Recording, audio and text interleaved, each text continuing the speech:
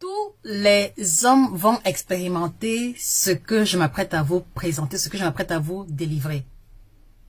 Bouffée de chaleur au niveau du cou, au niveau du torse, au niveau du visage et quelquefois les cieux nocturnes.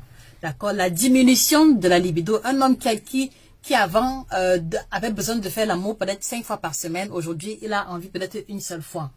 L'insomnie, les palpitations, la fatigue, troubles de mémoire et de concentration, le ventre qui va commencer à prendre du volume, même si l'alimentation n'a pas changé, les seins ou alors les pectoraux qui vont devenir comme des seins, d'accord?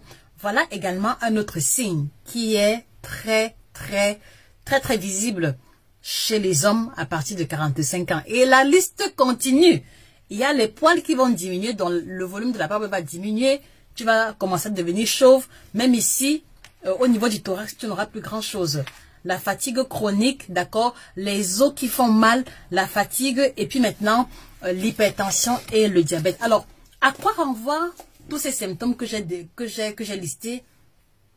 Ils renvoient simplement à l'andropause, ce qu'on va appeler l'équivalent entre guillemets de la ménopause chez les hommes. Donc oui, même les hommes sont victimes de la ménopause entre guillemets et cela s'appelle l'andropause.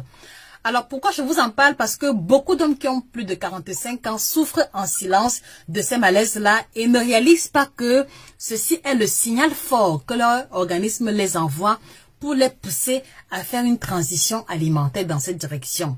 Donc, je vous ferai très prochainement une vidéo dans ce sens-là pour indiquer les classes alimentaires à privilégier quand on est victime de l'andropause. Mais déjà, dans un premier temps, je vous encourage à partager cette vidéo à un tonton, d'accord, à un collègue, à un papa, à un oncle ou une connaissance qui fait l'expérience de ces symptômes-là et qui ne se retrouve pas véritablement. Donc, ils doivent comprendre qu'ils sont à l'étape de l'andropause où il y a une modification hormonale, notamment la diminution de la testostérone. C'est pour ça justement que le zizi se lève moins souvent. C'est pour ça justement que même quand ça se lève, parfois ça retombe. Vous devez le savoir et faire les choix alimentaires stratégiques. Donc merci de vous abonner, merci de repartager la vidéo à tous les hommes pour que nos frères et sœurs africains soient conscients et sachent exactement prendre soin d'eux à partir de cette tranche d'âge-là.